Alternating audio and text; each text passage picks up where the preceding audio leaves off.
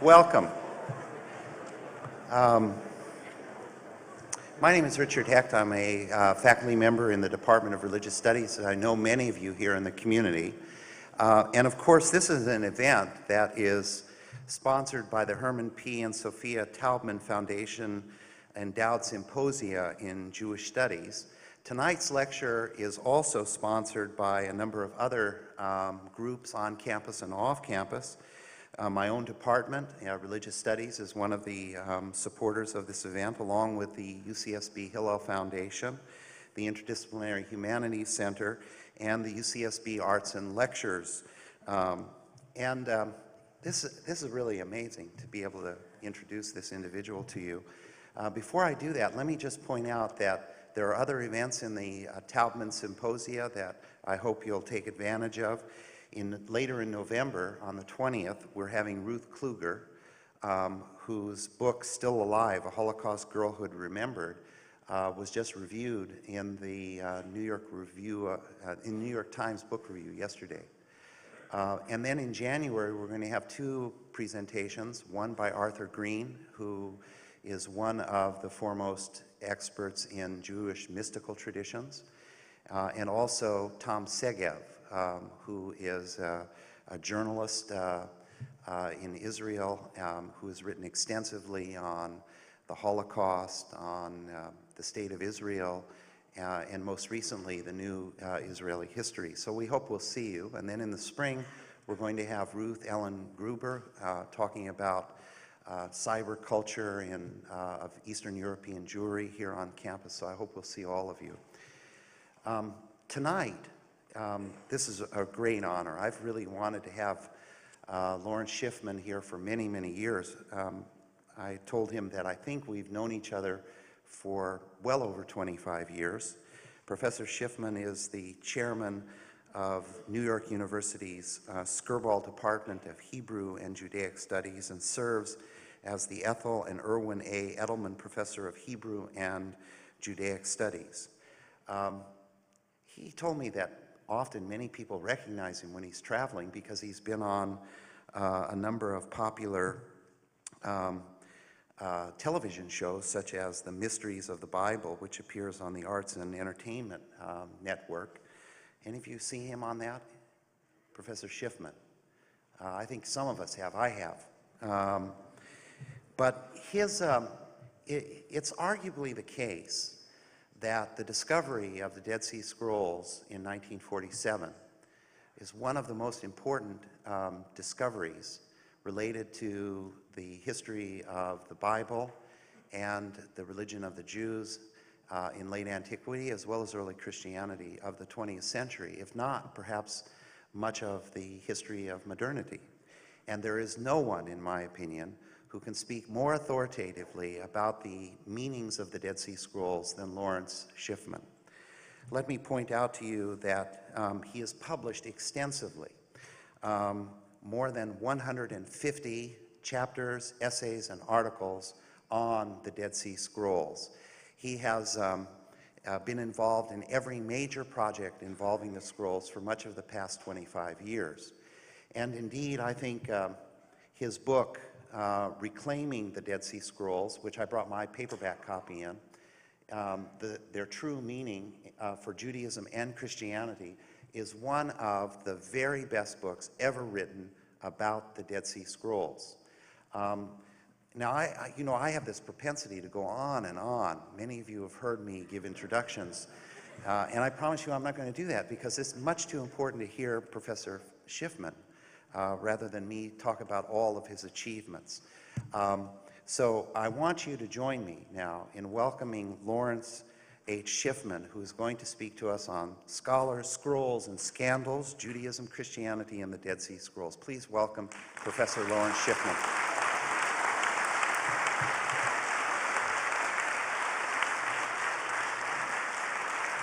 Thank you very much. Thank you very much. I want to say, first of all, that I'm very appreciative of the wonderful introduction. And I guess I should thank all of you for coming, because when you go across the country, leaving the house at 5:30 a.m., and you can figure the extra 3 hours, et cetera, you like to know that someone cared and wanted to come, and was interested in what you're talking about, and that someone cared to make known that you'd be here. So I thank all of you, and I'm honored to be here, and honored that so many of you decided to come this evening. We might need to dim the lights a little, right?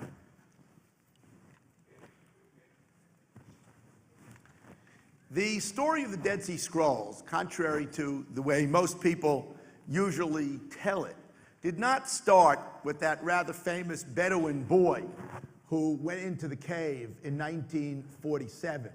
It really started in the period of the late 1900s with the discovery of something called the Cairo Geniza.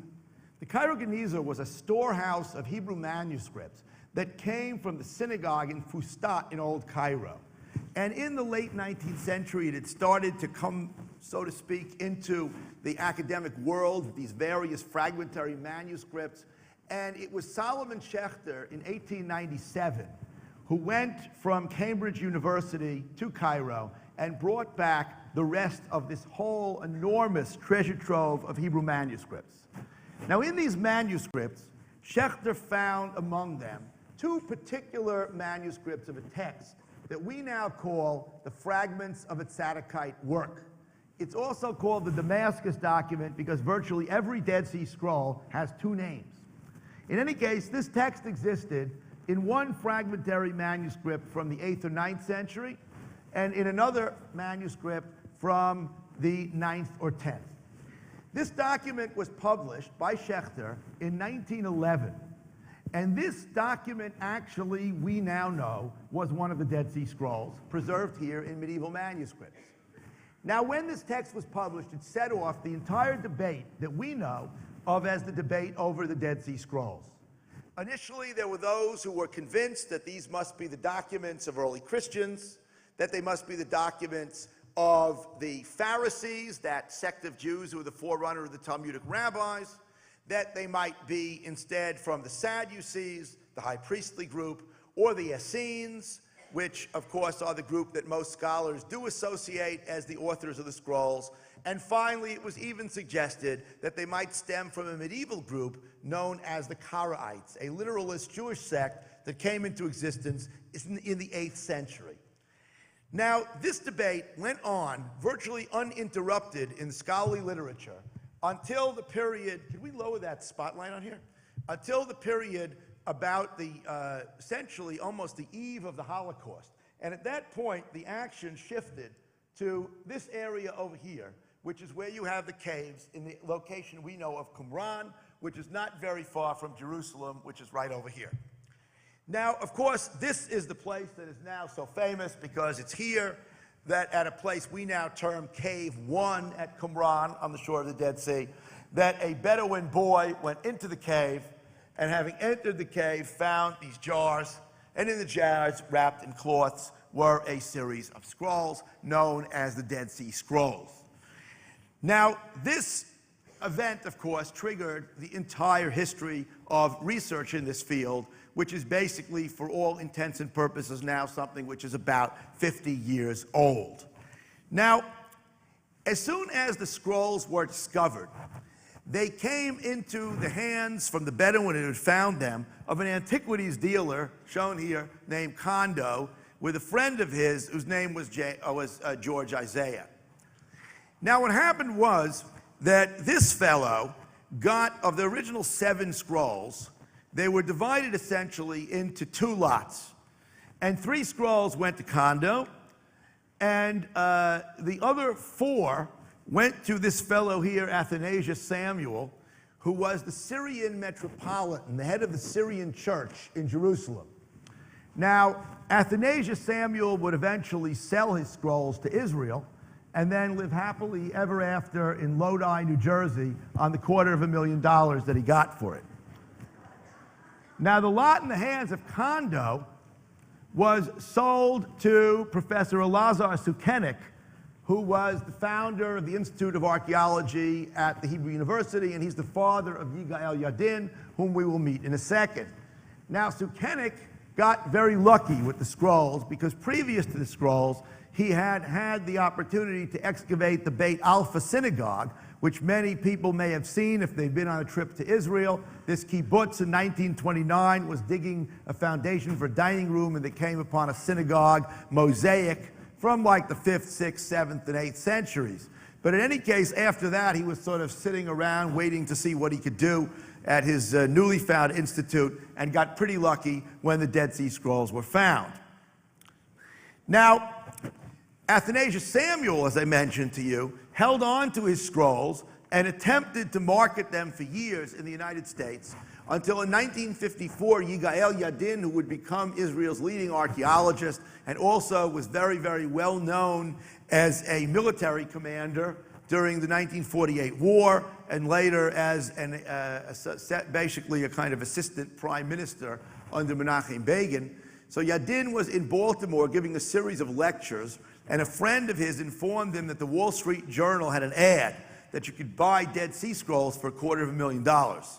And he then bought them for the state of Israel, so that by 1954, the 7 original scrolls that had been discovered were in the hands of the state of Israel. All of those were quickly published, and they have absolutely nothing to do with the publication fight that you may remember from the 80s and early 90s, and from all those accusations about the Dead Sea Scrolls not being published. Let me, by the way, point out right now, before we go on, that all of the Dead Sea Scrolls now are published in commentaries and editions of Hebrew text and English translation. There is nothing hidden, nowhere, not by the State of Israel, not by the Vatican, not by anybody else, certainly not by me, and I have no scrolls in my pocket that haven't been published. Now, as soon as the dust settled from the 1948 War of Independence of Israel, the territory in which the scrolls had been discovered by Bedouin in 47, which had then been mandatory Palestine, the British Mandate had controlled it since 1917 through 1948, it was now Jordanian territory. This is because the area that is usually called the West Bank, or Judea and Samaria, was occupied by Jordan during the 48 war, and as I think everybody knows, Jordan ruled that territory from 1948 to 1967. So it was the Jordanians who conducted a widespread search to find the place from which the scrolls had come. They soon found this area here, this dry riverbed called Wadi Qumran. You see the dry riverbed, and overlooking it, this is caves 4 and 5 of Qumran. In fact, cave 4 over here would yield about 550 manuscripts, but in fragmentary form. Those, in fact, are the manuscripts about which there was that big hullabaloo, because cave 4 was the material that, for the most part, was unpublished. But in any case, immediately after finding this site, they set about to investigate all types of other caves and soon organized archaeological excavations. Now, the interior of cave 4 is a very special type of a cave, because it seems that there were holes around the outside of the cave, and suspended from these holes were bookshelves of some kind. These rotted and fell to the ground sometime in ancient times, leaving the abandoned manuscripts that would all be found broken up in this cave under about a meter of a sort of combination of bat dung and sheep droppings and all kinds of other stuff that was found in there. But this is the cave that yielded the largest number of manuscripts. Now, cave 11 is a very different type of a cave. This cave yielded some great scrolls. It yielded a Psalm scroll that we'll be seeing. It yielded a Temple scroll, a very important scroll. It also yielded an Aramaic translation, what's called a Targum of the book of Job, and all types of other very interesting fragments. But I want to point out that this cave seems not to have been a storage cave for manuscripts, a kind of library, as was cave 4. Cave 11 instead seems to have been a place like cave 1, in which manuscripts were thrown sometime close to the Roman attack in 68 CE, because during the Great Revolt of the Jews against Rome in 66 to 73 CE, Qumran was sacked in approximately 68. Now, imagine what you do if you are the Jordanian government. And Bedouin are finding large numbers of fragments of Hebrew manuscripts, selling them through this fellow Kondo, who always served as the conduit for all of these manuscripts, excuse the bad pun, and these are finding their way to your museum and antiquities department.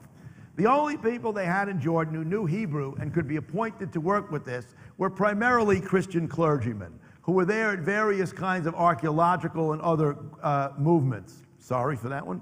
Okay, so you have over here Father Millick, who's now Mr. Millick, who published quite a lot of Dead Sea Scrolls, but had he been left alone, could have worked on them for 150 years. Father DeVoe, who was the excavator, very, very great scholar, excavated Qumran. You have over here Father Starkey, who never published any of his Dead Sea Scrolls, but was a great Aramaist, and a little piece of John Allegro, who was a Britisher, who was the first one to claim that the scrolls were really about Jesus and that they were being kept secret, all of which is completely false. But nonetheless, it makes very, very good news stories, sells books, and even looks good on TV. Now, you might get the impression from this that the whole team was Catholic.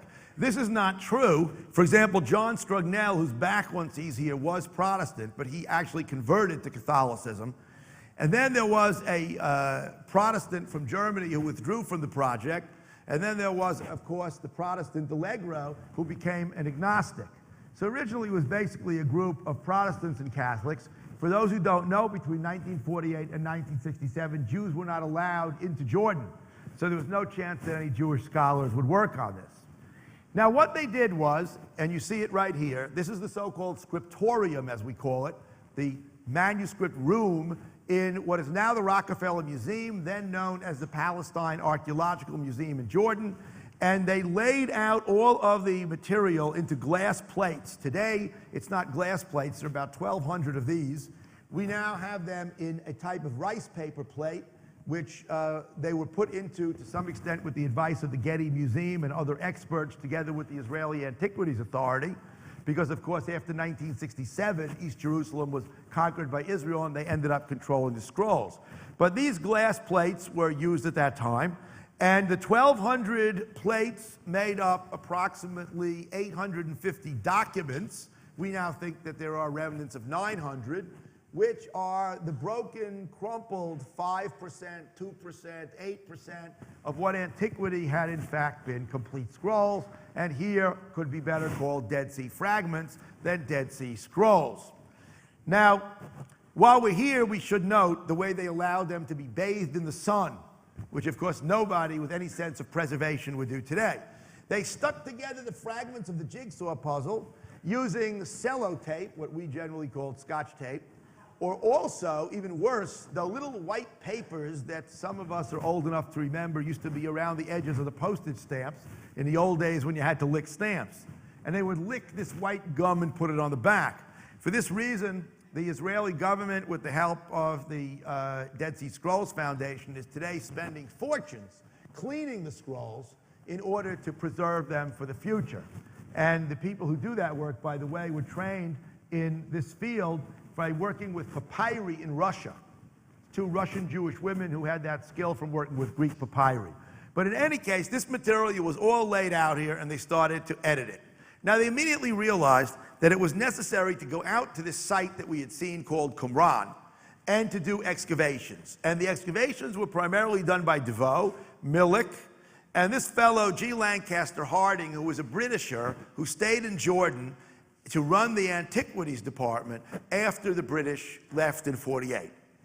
So they began to excavate the site of Qumran, and I want to point to a few things that we are going to be looking at in a brief tour of the site. First of all, you have the extensive water system in gray, including the round cistern that we'll see, a variety of ritual baths that you see, and cisterns. And also, you should note that there is the defensive tower over here. There is an assembly hall or dining room. There is a pantry. And the so-called Scriptorium, the room that they say they was used for preparing texts, is over here. Just to give you a little sense, out here in the black is the cemetery that we'll see. The sea would be to my left of the screen, to your right. That would be, of course, the Dead Sea. And right over here where they show there's a gazebo there now, if you've been there. And right over here is the place where the current compass map is on here. It's actually now a visitor center where, among other things, you can buy copies of my book for double or triple the price that you would pay if you bought it here. You can get tacky sweatshirts, which part of the Torah on them, emblazed in ancient Hebrew letters, and mugs with the temple scroll, scarves, and other things like that. Okay, now, this site has quite a long history. The round cistern, as well as a lot of these walls here, are actually Iron Age period. That means that during the days of the Judean kings, primarily in the 8th and 7th centuries BCE, this site was used for defending the border of the country, basically as it faced the sea, literally, from which it could be invaded for the other side from the region of Moab. And of course, this view here is looking towards the cliffs. These cliffs were the ones in which the caves were located. These cliffs, of course, are to the west of the Qumran site, which lies between the cliffs and the sea. Now, if you go to the other side, looking from the cliffs down, you will immediately be struck by this very, very big building, which is known generally as the defensive tower. Now, this building has given, This building has given rise to a lot of very crazy theories. There is one theory, you know, by the way, about the Dead Sea Scrolls, that there are a lot of what we call one-person theories. And there's this crazy idea in the press that every theory is created equal and that there's no such thing as fact. Now, I will tell you along the way, if I tell you something that's my opinion that isn't a fact. For example, thus far, everything I told you is a fact. And these theories don't ever distinguish. And so it's like anybody can say anything and it doesn't make a difference. It's all equally true, which would seem to be the opposite of the way most people go about acquiring an education in the modern world. But that doesn't matter. So one of the theories claims that this defensive tower, instead of being a defense for the buildings that we're going to see in a few minutes, the theory claims that the purpose of this tower was that this was really a Roman fortress. And when you ask the people who say this what the Roman soldiers would be doing with Jewish ritual baths, or why they would be buried with their feet facing Jerusalem to get up at the end of days, let alone why they put Jewish manuscripts into caves all over, they have no answer. Now, for the last question, they'll tell you that the caves have nothing to do with the manuscripts. Let me say right now that the archaeological dating, as well as certain unique types of pottery, indicate that the scrolls were put into the caves by people who lived in the buildings that we are beginning to see. So this defensive tower is exactly that. It is a tower which stood to 2 stories, higher than the survival of the rest of the area, but not higher than the area was in antiquity. And what basically was the case was that those who lived here needed some type of a defensive area and guardhouse. Now, the entire place is built around a core. The core may have been a house that could go back to before the group that came there that we call the Qumran sect lived there. Now, if you look at this, you'll see that the door jambs line up, and these pavements are remnants of what would have been beautiful pavements that would have been plastered in ancient times, as the wall would have been plastered as well. And this may very well be a villa that could have been the core of this entire place. Because another crazy theory about this is that this also has nothing to do with a religious sect, it's just a villa. How do we know it's a villa? Well, first of all, they found some expensive glass. And they make a kind of assumption that a religious sect would never have expensive glass, which of course is ridiculous. Just go into a monastery. I mean, you're not going to say such a thing as crazy about any monastery. They always have silver and stuff like that. Okay. And second of all, right, they then go on to claim that there were like 24 people living here. But the question is, if 24 were living there, what were they doing with a cemetery with 1,200 graves? And then why did they have hundreds of plates? So none of this really makes any sense. We have to accept the fact that we're dealing here with a site occupied by a Jewish sect that was a religious sect and practiced strict observance of Judaism. Now, we should recognize also that the chronology of the main part of the archaeological site runs from after 150 BCE through a destruction layer that most scholars identify with an earthquake in 31 BCE. That's a matter of debate. Through a destruction that takes place in 68 CE in the middle of the Jewish revolt against Rome. You will remember that the temple was destroyed in Jerusalem in 70 CE, and that Masada, which was the last stronghold, somewhat to the south of the area we're looking at now, was defeated, and basically the revolt came to an end with its defeat in 73 CE. Now, if we look at this site, we find that there is a large assembly hall which has a kind of stage in the front. And this assembly hall was really a dining room. We know it was a dining room because there was a pantry right next door.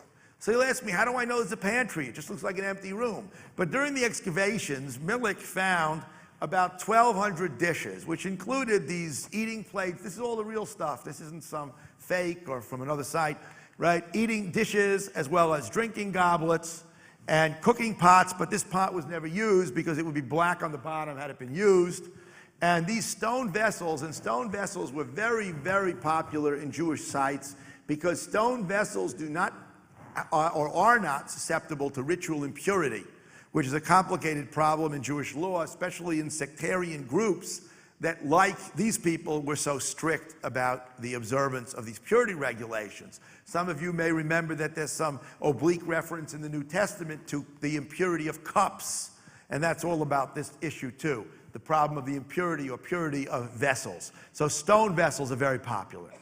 Now, one of the most important rooms that's been talked about here is the room here called the Scriptorium, but actually it's probably not this room, it's the room that was above it, because the remnants of this writing room, this Scriptorium, were found actually on top of remnants of what would be the ceiling of the first floor and the floor of the second floor. Now the issue here is as follows.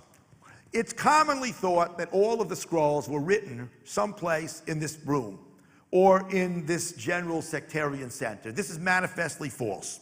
First of all, some of the scrolls were copied even before this place was ever being used, before it was built. And also, we believe that the scrolls were composed and copied at various places in the country. And this accounts for all kinds of differences that are found when you investigate the biblical texts and other kinds of related issues. So let me give you a few dates. There is a rule, you're not supposed to give dates in a public lecture, but sometimes you just have no choice. Date of composition of the Dead Sea Scrolls will range from, let's call it about the year 1000, because the earliest materials are biblical texts going way, way back, running up through the turn of the era, what you could call the year zero, but there is no year zero, right? It goes from 1 BCE to 1 CE, so we can't use that term, but to the turn of the era. That's date of composition. Date of copying. Texts found in the Qumran collection were copied, a few in the 3rd century BCE, a lot in the 2nd and 1st centuries BCE, which means the 2 centuries before the rise of Christianity, and then a small number in the 1st century, early 1st century CE. And that accounts for the reason why Jesus, John the Baptist, or for that matter, we have to now mention, since they found his apparent ossuary, even if they broke it a day after finding it, James the Just, none of these people is mentioned in the Dead Sea Scrolls because the composition date of the scrolls is clearly before they were born or before their careers, whereas they may have been alive while some of the materials were being copied, and while the sect was in existence, they were not alive when the scrolls were being composed.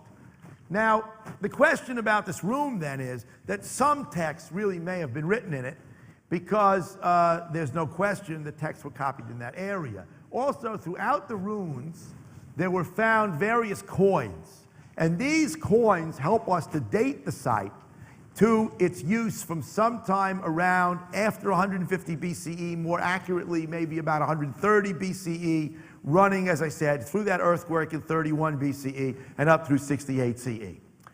Now, to understand how a scriptorium might have worked, they have found remnants of what may have been benches around the outside.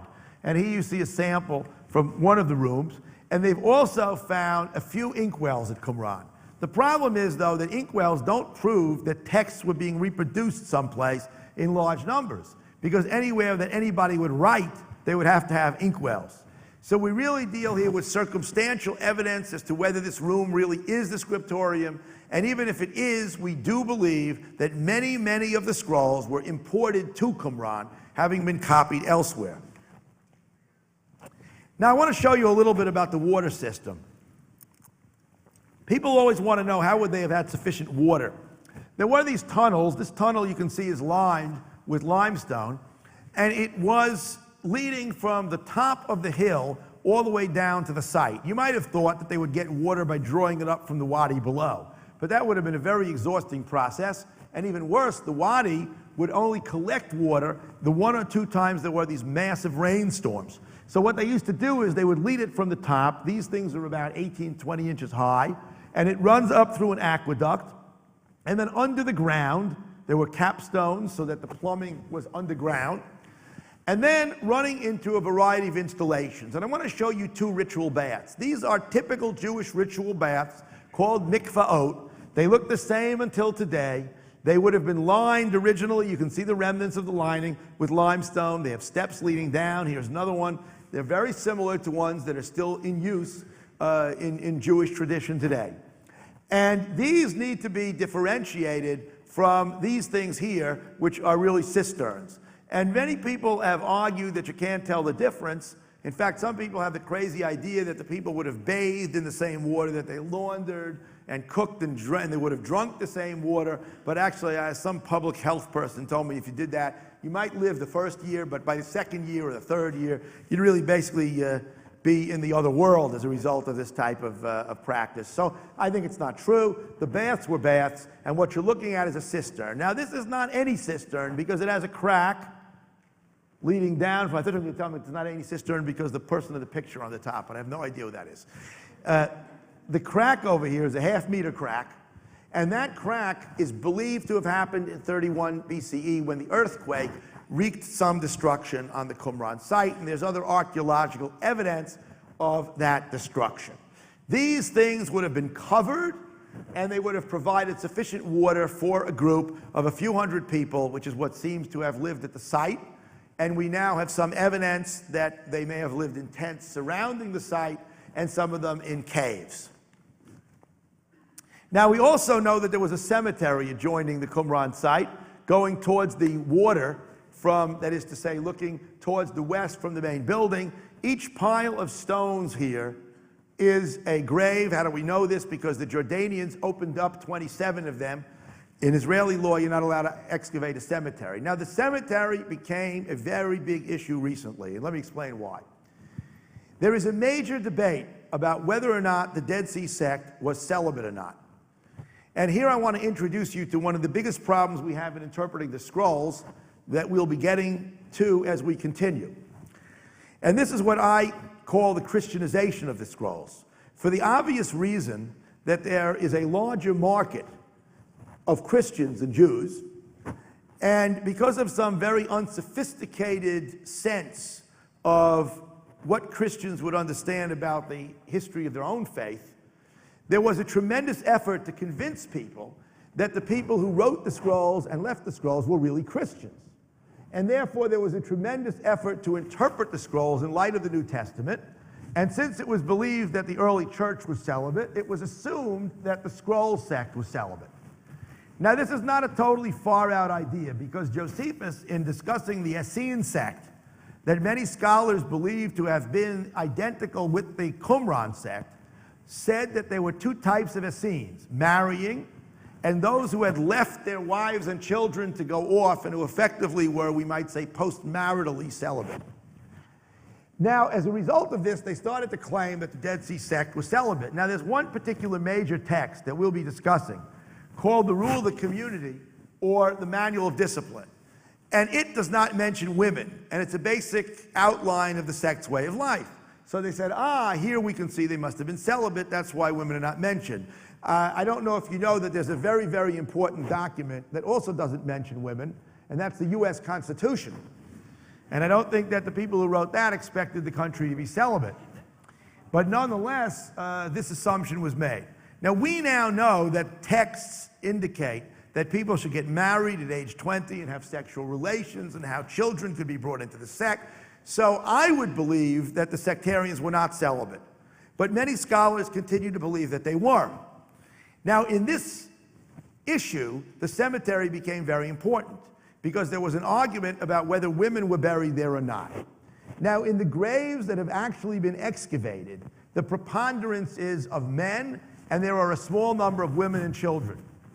Unfortunately, for those of us who hold the non-celibate idea, some of the women recently were reclassified as Bedouin women, buried there in the 19th or early 20th century. And I participated 2 years ago in an examination of the cemetery, and that's actually being published right now, in which every single grave was mapped. And I learned at that time that it's really quite simple to know the difference between the Bedouin graves because they go, instead of going north-south, they go east-west. And it became very clear that we can completely differentiate these two types of graves. So for better or for worse, we can say that we only know as a fact of 2 women out of some, we now know of about 50 graves. And we do know 2 definite women's graves. But the problem is we have no idea if what was opened is or is not a fair sample, and this whole thing is awaiting a day when some kind of ground-penetrating radar that now can tell us where a grave is will be able to tell us the size of the bones. And when that happens, then we'll actually know how many men and how many women were buried there.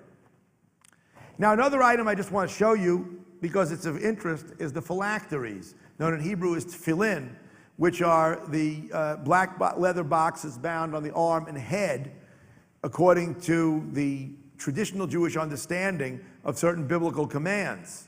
Now, these were found at Qumran, and this is a head phylactery, and it has 4 sections, as you can see, and the strap would have run through here, and when opened up, this is the phylactery with the 4 sections of the text in it, and these come at Qumran in 2 varieties. One exactly the same as the ones that the rabbis commanded, which means that we think that these are the ones pertaining to the Pharisaic group that are the forerunners of the Talmudic rabbis, and another variety which has additional material inside the passages and which we believe to be evidence of the nature of the phylacteries, which had some expanded biblical passages as found among these Qumran sectarians. So if nothing else, we have here the earliest phylacteries that at least can be proven to have been in use by Jews, and we get a sense of what they looked like.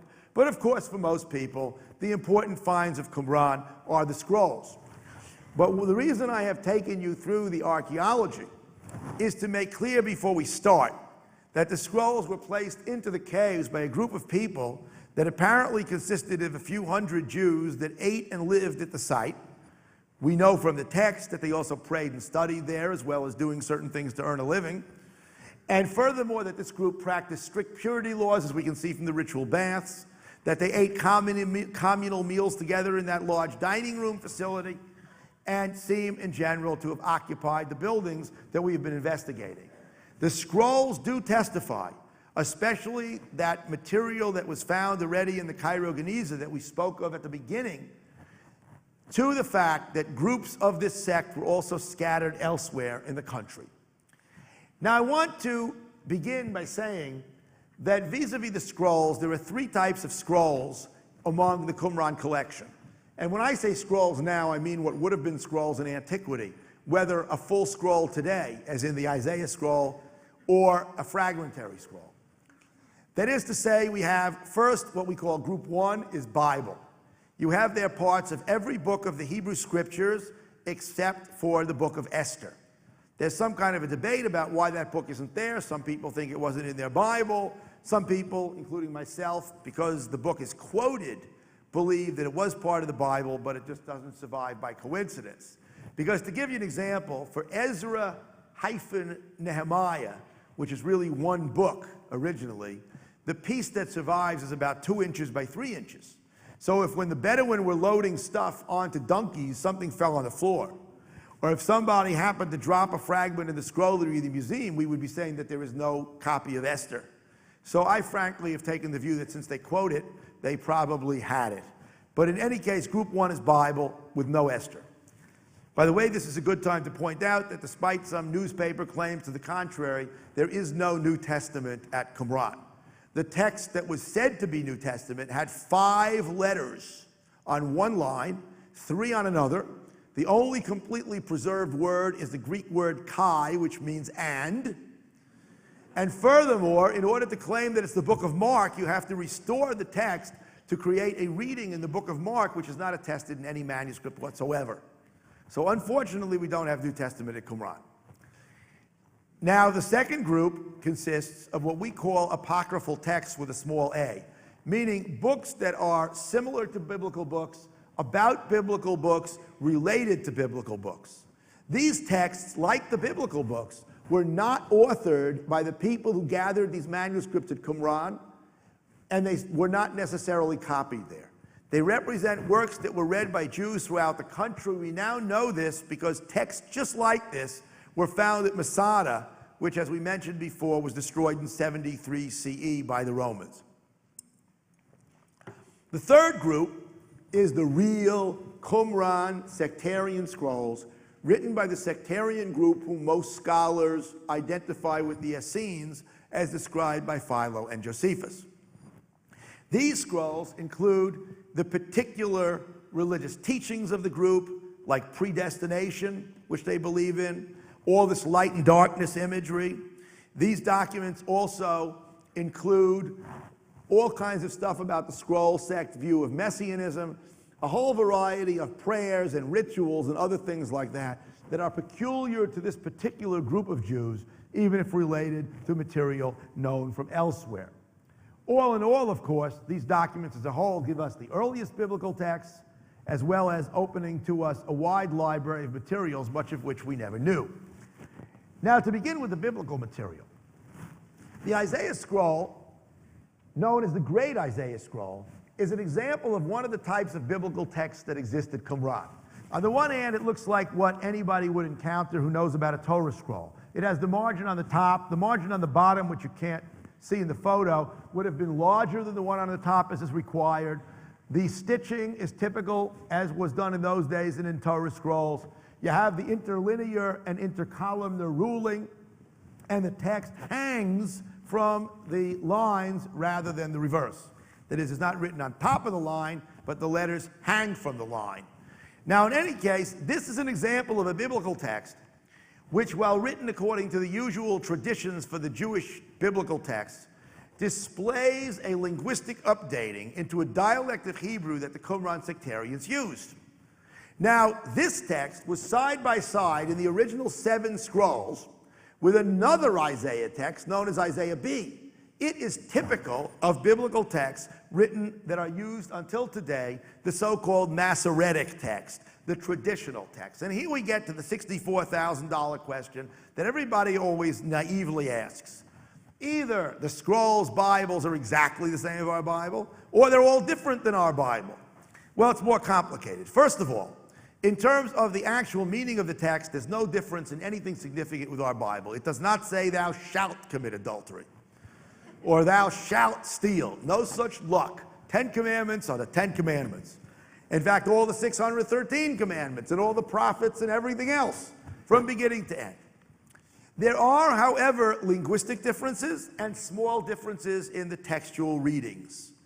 And these are to be expected in light of what we knew before from the Greek Bibles, the so-called Septuagint, from the Samaritan Bible, the so-called Northern Israelite version of the Bible. And what we now know in general is that biblical texts at this time did come in a variety of forms, although from my point of view, but I have very close colleagues and friends that don't agree with this, the dominant form was the one that later became the traditional form of the Bible, which is used in Hebrew until today.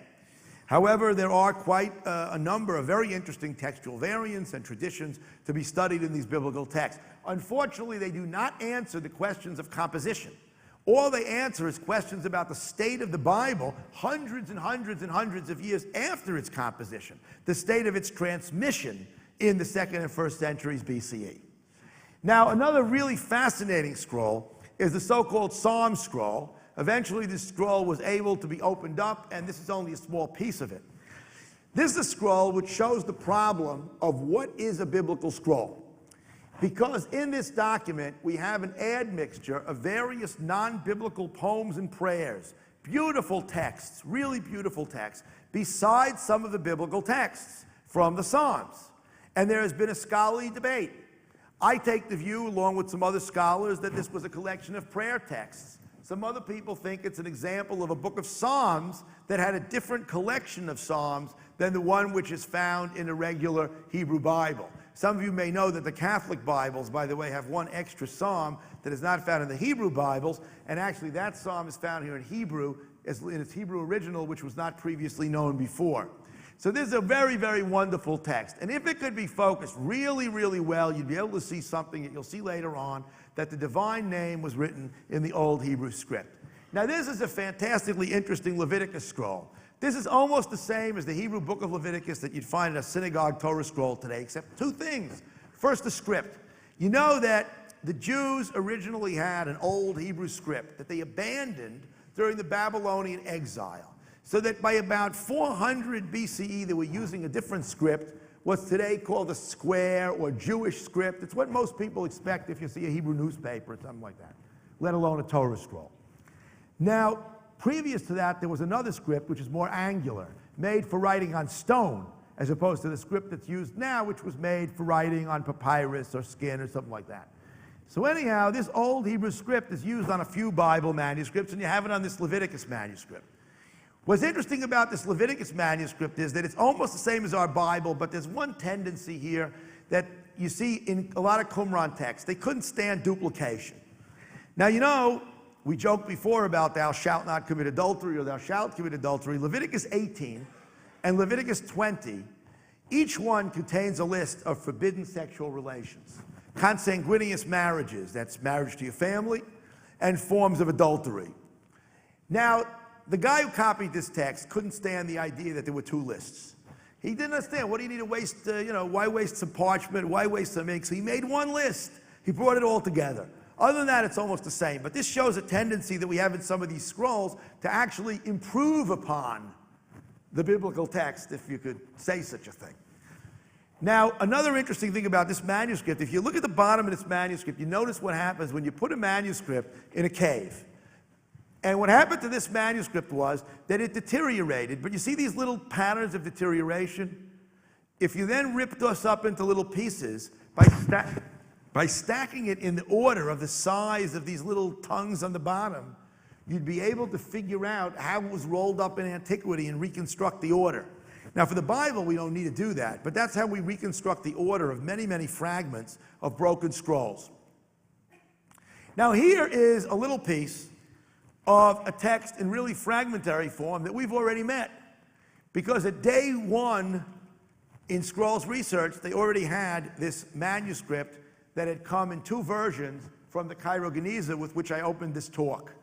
Now that's a document which tells the history of the sectarian group and many of its teachings. It basically sets forth the idea that after the temple was destroyed, the Jewish people went astray, and only one group, who eventually became the Sectarians, went down the right path. That group, we're told, would be led by the priests who descended from Zadok, one of the high priests from the time of Solomon.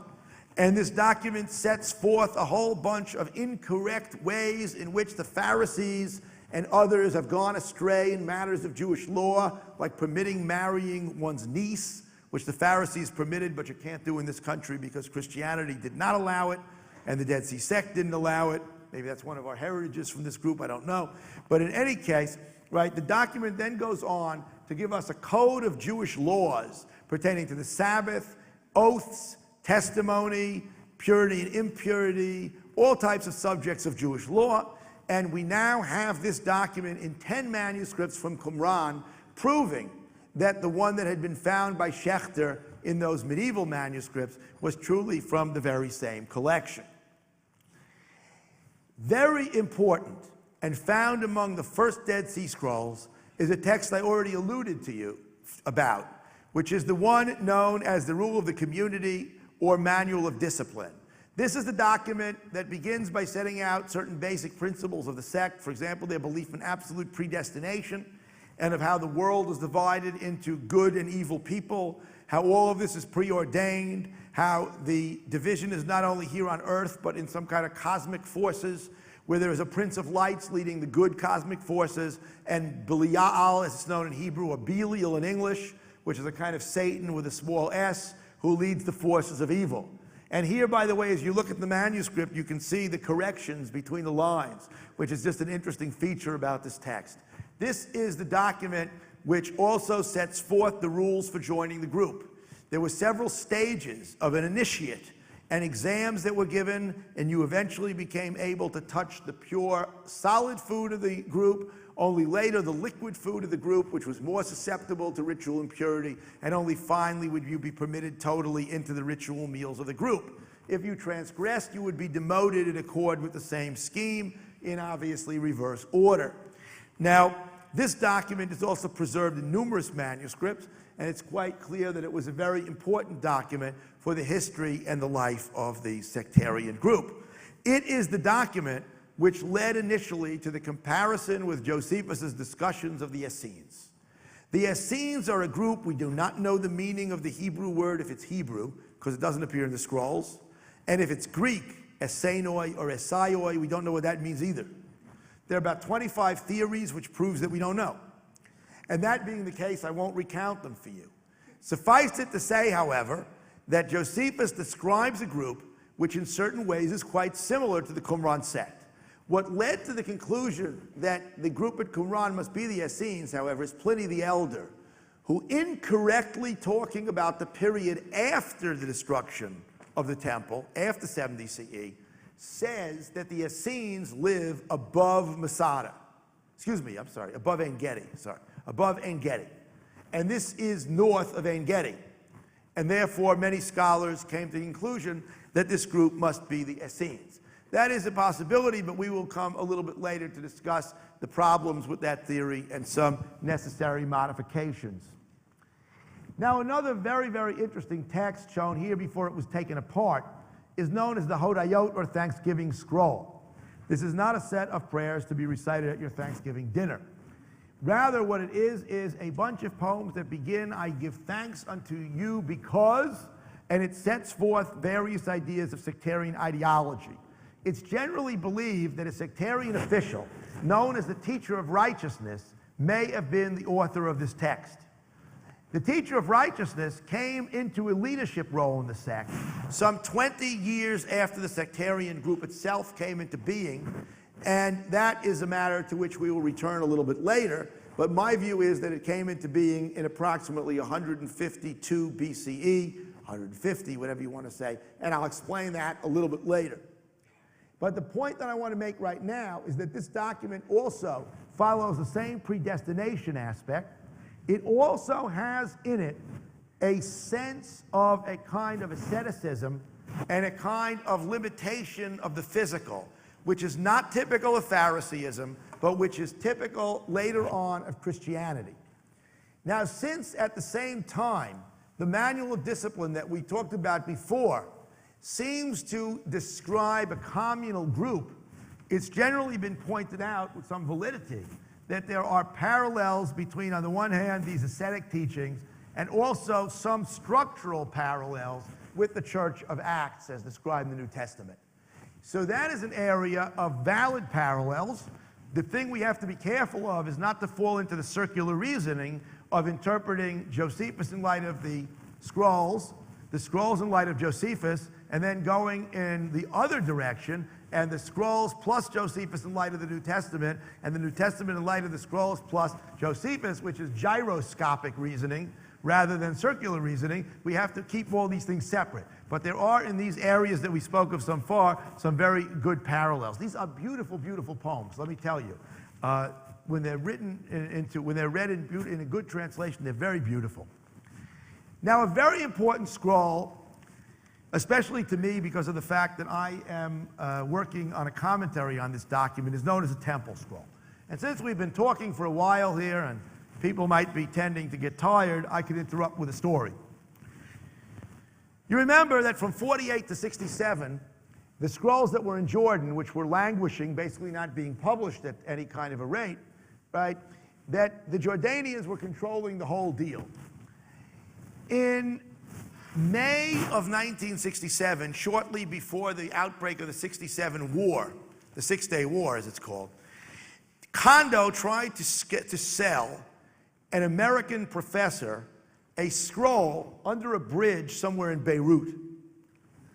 And apparently it was already known that that scroll existed, because in 1960, Yigael Yadin had been approached by a fellow named Reverend Joe Uhrig. Now, Reverend Joe Uhrig was the first guy to give Jerry Falwell a job on the radio in Virginia. Uhrig told Yadin that he could give him the scroll if he, Yadin, would give him $10,000 as a deposit. Yadin gave the $10,000, got a few fragments, and never saw the scroll. In 1967, Yadin, as a former general of the Israeli Armed Forces, was able to arrange for some intelligence agents to go immediately into Bethlehem as soon as it was taken under Israeli control, seek out Kondo, and recover from him, and he was eventually paid $108,000, this scroll, the Temple Scroll. In some columns, such as here, it's fragmentary, but it's a 66 column long scroll, approximately 9 meters long, which is a retelling of the book of Exodus, Leviticus, and parts of Numbers and Deuteronomy, spelling out how a Jewish temple should be built, of gargantuan dimensions, spelling out rules for the Jewish polity, how the society should be organized, and for all types of sacrifices and other issues. Now, this document itself seems to be a reformist document, and when it was published by Yadin, it became very clear that it seemed to be at odds with the other sectarian documents. It did not have all the invective, calling everybody else a liar and saying that nobody else was living according to the Torah and that everybody else would be punished in the end of days. It seemed to be a much more irenic, much more peaceful document, and seemed even in some matters to be at odds with the other scrolls. Now, in any case, this document was analyzed by Yadin as having many, many arguments against the later Talmudic traditions. That is to say, that it seemed that what Yadin was saying was that this group was arguing against the Pharisees, who are the forerunners of the Talmudic rabbis, and therefore that this text was basically implicitly aimed against them. There was a big debate about the role of this text, which was not resolved until 1984.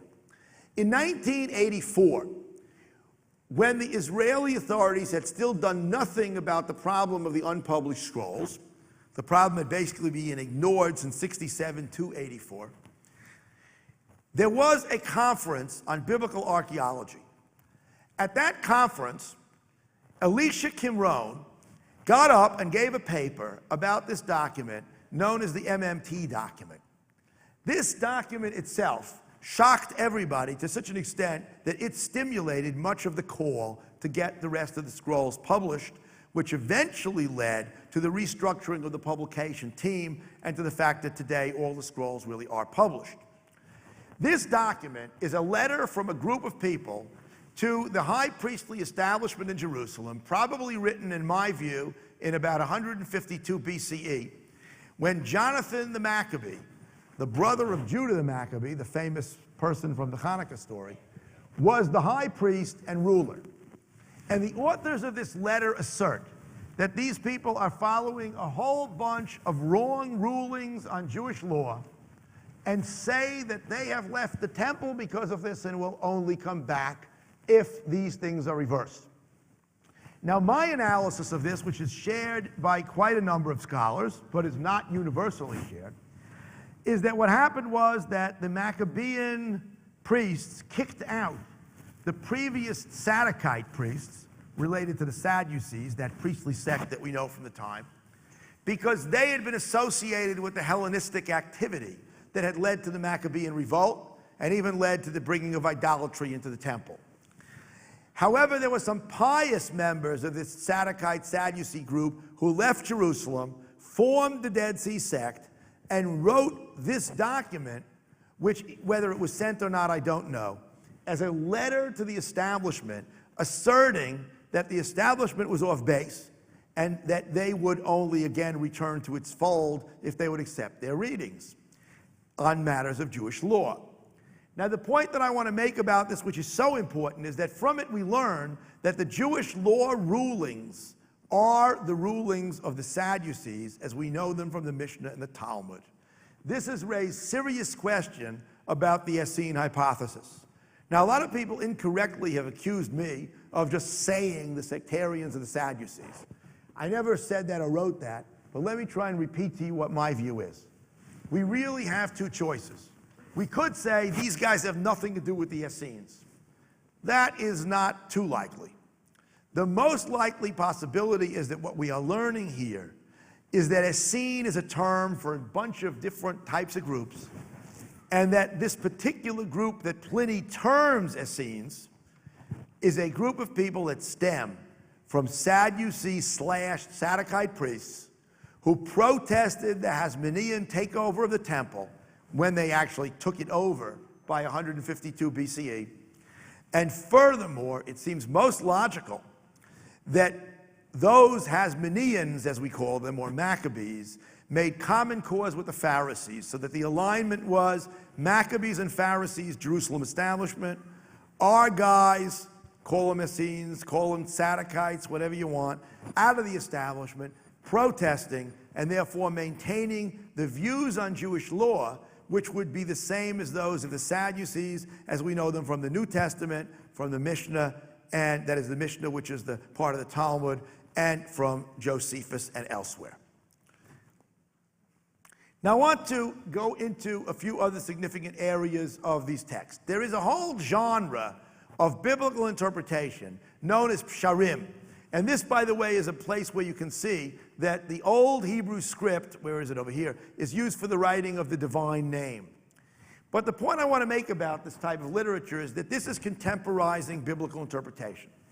This is the type of thing that you might recognize if you open the radio on Sunday morning and a preacher tells you that the book of Ezekiel has foretold the Iraq War. That is contemporizing interpretation. But here it's much more sophisticated. According to the sectarians, the teacher of righteousness or some other teacher would correctly interpret the biblical prophets, and the significance of the words of the biblical prophets did not apply to their own time, but rather really applied to the time of the sect.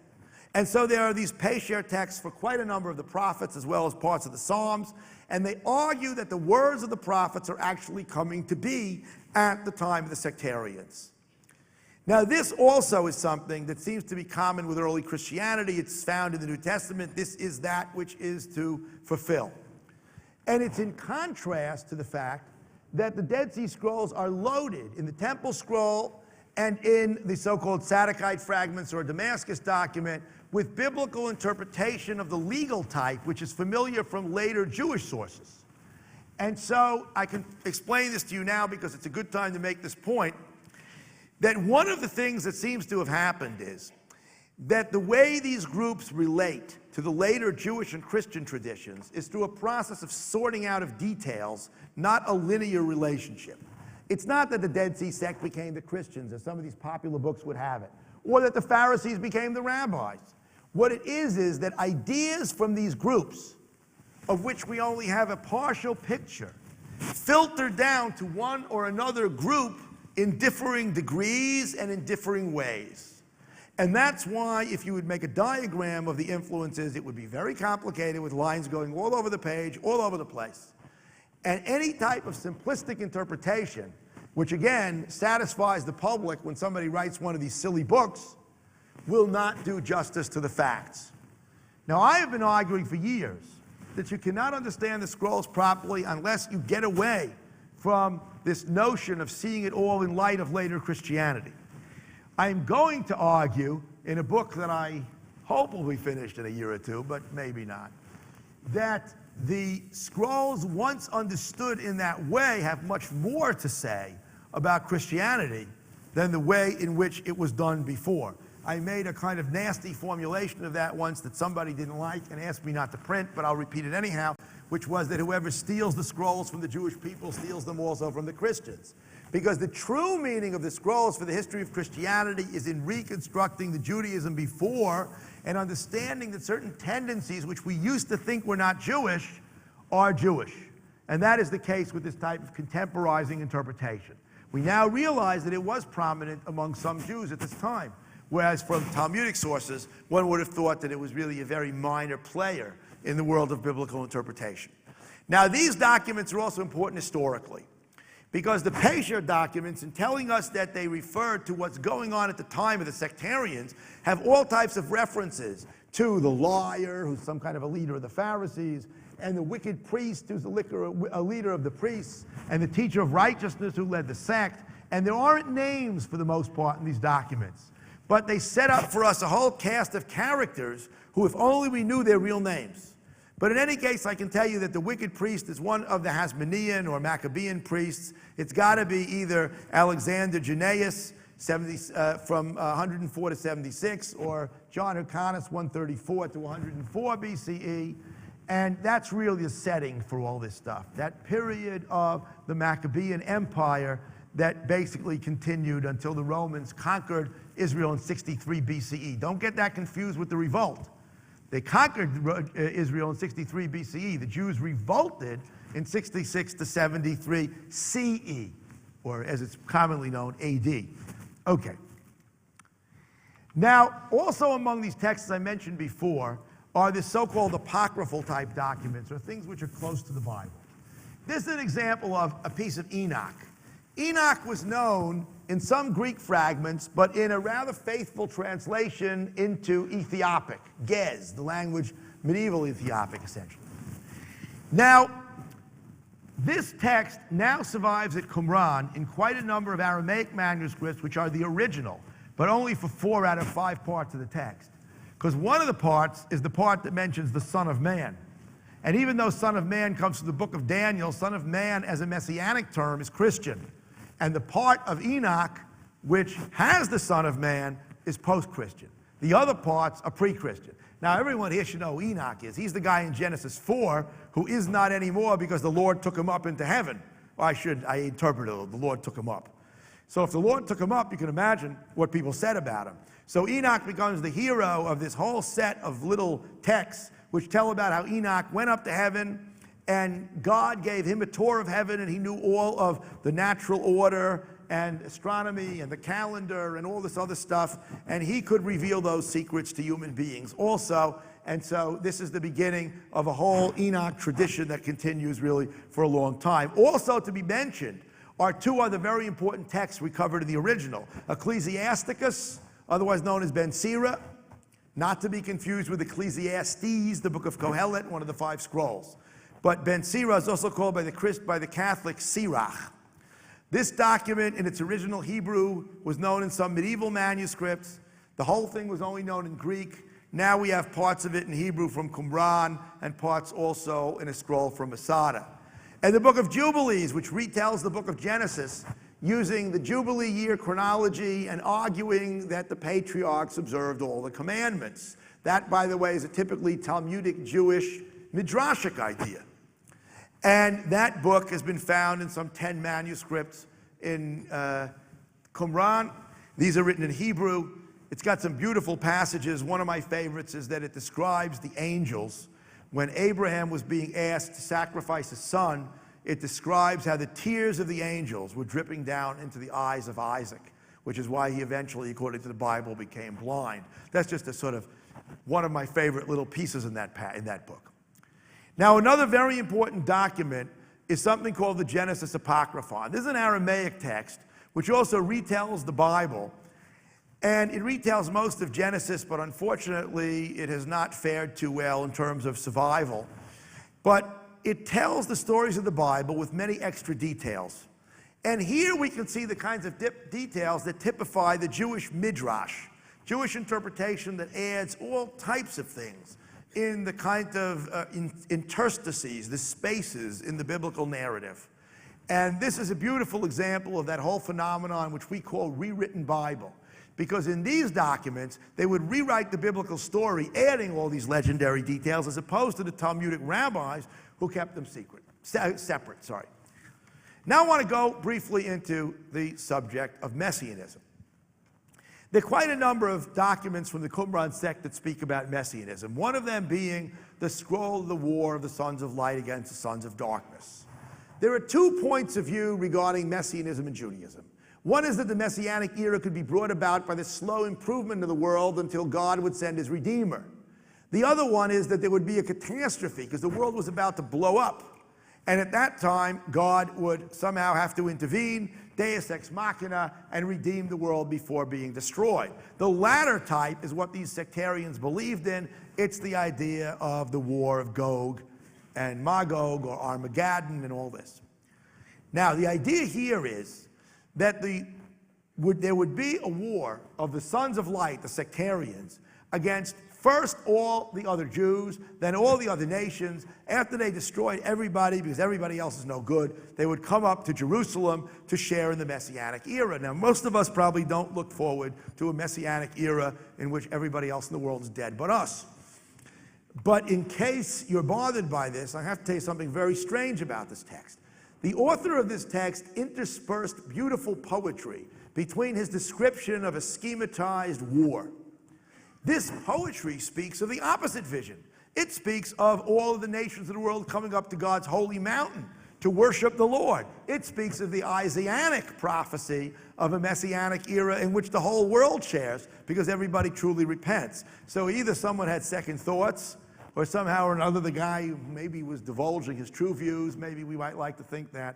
But in any case, this is a fascinating document related to Greco-Roman military manuals because there's a lot of detail in here about the use of all types of trumpets and swords and military units. Fascinating document. One of the 7 original scrolls, by the way, to be found by that Bedouin boy. Now I want to show you some funny things about the problem I was talking about Christianization. You don't have to be Christian, by the way, to Christianize the scrolls. This is a document which is called 4Q Testimonia. It would have been completed had this little piece survived. It's a bunch of biblical verses that support the idea that there will come an eventual redemption. 2 Orthodox rabbis in LA, in the LA Times, excuse me, they came from Philadelphia. I don't want to blame LA. I blame the LA Times, but not the city. They announced that this document had the name of Jesus in it, and that they had found the name of Jesus in the scrolls. Needless to say, they got tremendous PR. Now, we got to find it right there. Yud, Shin, Vav, Ayin, the same spelling that's on the now broken and now famous ossuary that may or may not be the ossuary of James, the brother of Jesus, where it says, brother of, in Aramaic, Ahoy de Yeshua. So they announced, hey, we got the name of Jesus right there. The problem is that these guys obviously did not go to 5th grade in a Jewish day school or teach 5th grade before they were ordained as rabbis. Because in 5th grade, you study the book of Joshua. And in the book of Joshua, it says, as it does here, at that time, right, when Joshua completed praising God, so he then said, this is right after the destruction of the city of Jericho, cursed be the one who will build this city. With his firstborn, he will construct it, and with the life of his secondborn will he put up its gates. So this Yeshua is Yehoshua, Joshua, the biblical Joshua, and there is no Jesus in this text. What can you do? But here is a text which is truly important for the question of Christianity in the scrolls.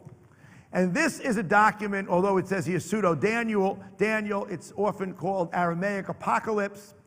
And this is a document which, in a section which is not restored, you might not realize it, everything to the right of this line, the light stuff is restored, the dark stuff over here is actual text.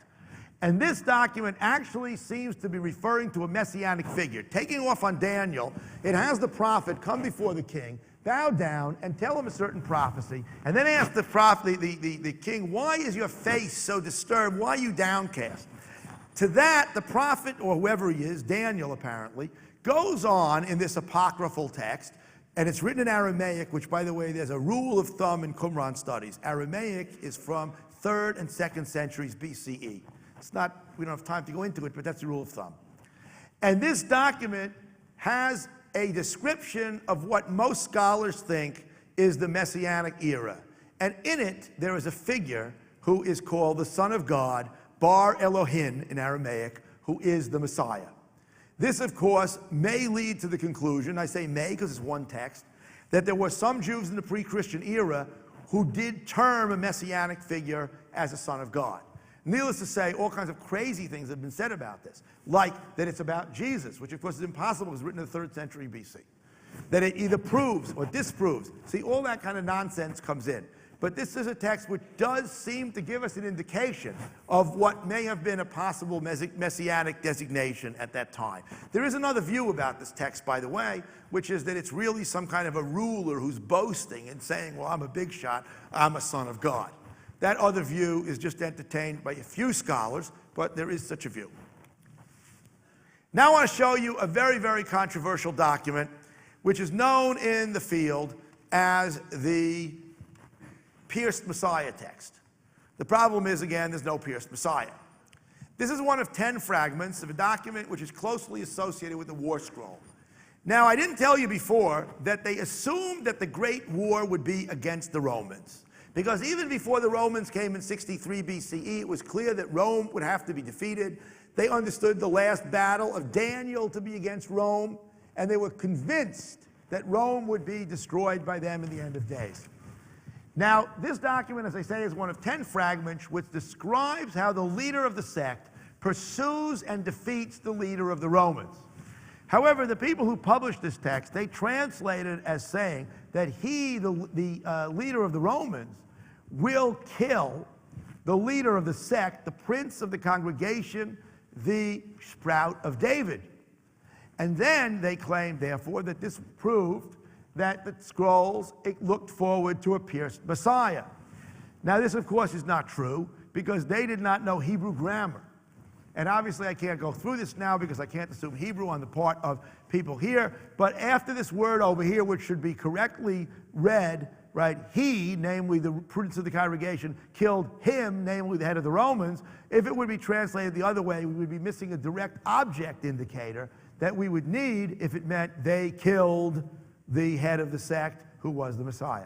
So actually, there is no pierced Messiah text, but we can't do anything about that. It'll be called that forever in the popular literature. And down at the bottom of the scroll, in this little piece is the remnant of the words, corpses of the Romans. Now, what I've been showing you in the last few minutes is that some of the controversial statements that were made about particular scrolls that were supposed to say particular things about Christianity, which some scholars thought would either prove Christianity or other scholars thought would disprove Christianity. That these are, and I've just given you a few examples, basically nonsense. There is a small number of very significant parallels with the New Testament that have been found. There is a wider question which I hope to work on myself in this volume that I've begun working on, but I'm only at the beginning, which is the question of context and contrast.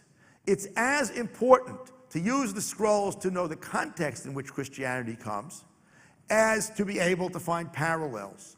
And it's as important to contrast the scroll sect with Christianity, to be able to understand what Christianity essentially came up with and what it inherited.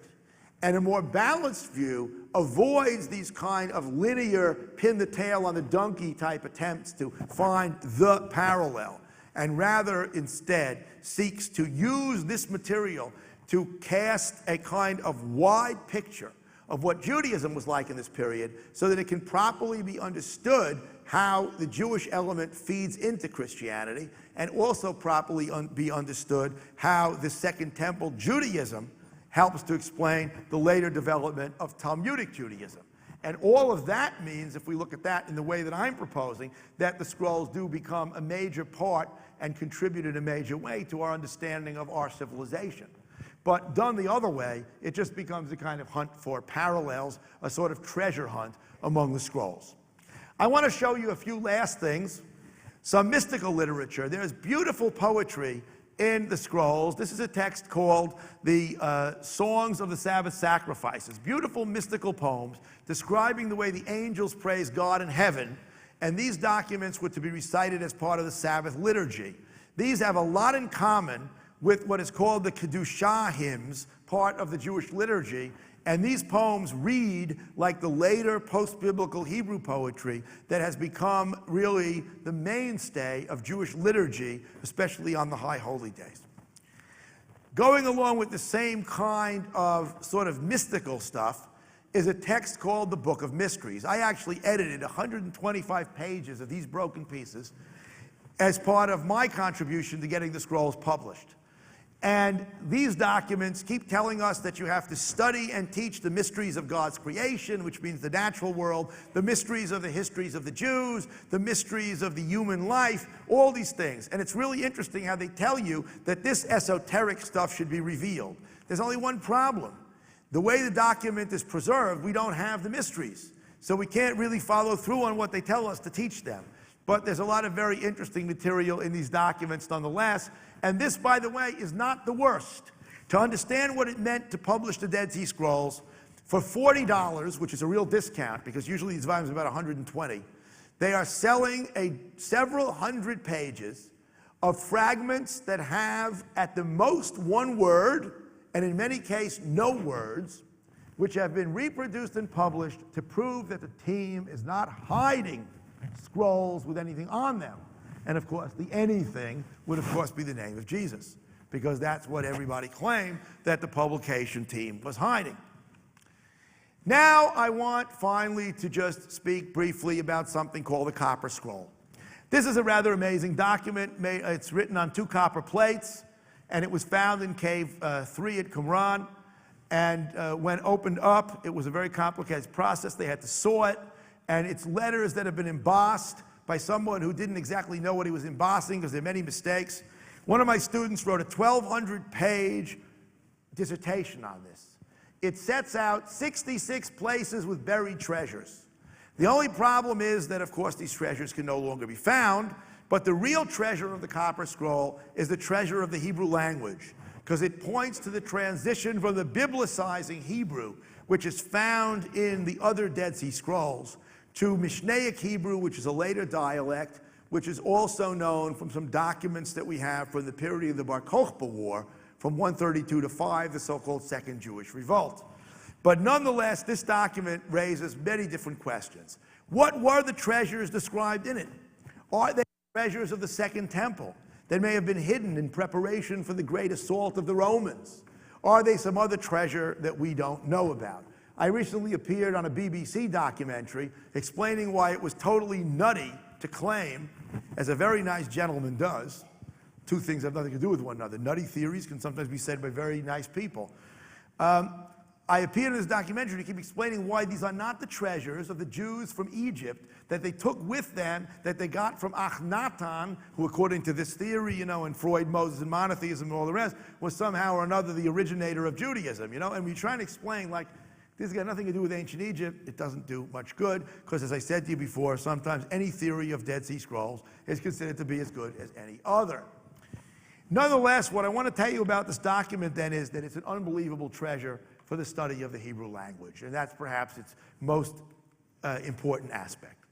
Well, what we have in these scrolls is really a new library of texts from the period that we call the Second Temple period. Most importantly, these give us a window on Judaism in the 2nd and 1st centuries. This is the period when, before we know it, Christianity would be developing, and when the transition would take place in Judaism from the Second Temple Judaism into what we commonly call Rabbinic Judaism, and Judaism after the revolt and the destruction of the temple in 70 would become standardized. Christianity would go off to develop into a separate religion as we know it. I haven't been able tonight to give you more than a survey of a survey of a survey. When people ask what's important about the Dead Sea Scrolls, it takes volumes to say what's really important about the Dead Sea Scrolls. It's like speaking about Shakespeare and expecting to be able to characterize it in a few sentences, or even in a 45-minute lecture. What I hope I have done is to give you some sense of how important this new discovery, not so new from one point of view, 50 years old, but new from the point of view that now it's only finally all been let out to the public. So I want to give you some sense of how important this discovery is for understanding what really is the essential development of Western religion, the background for Christianity, and the manner in which Rabbinic Judaism develops out of its earlier predecessors. Thank you very much.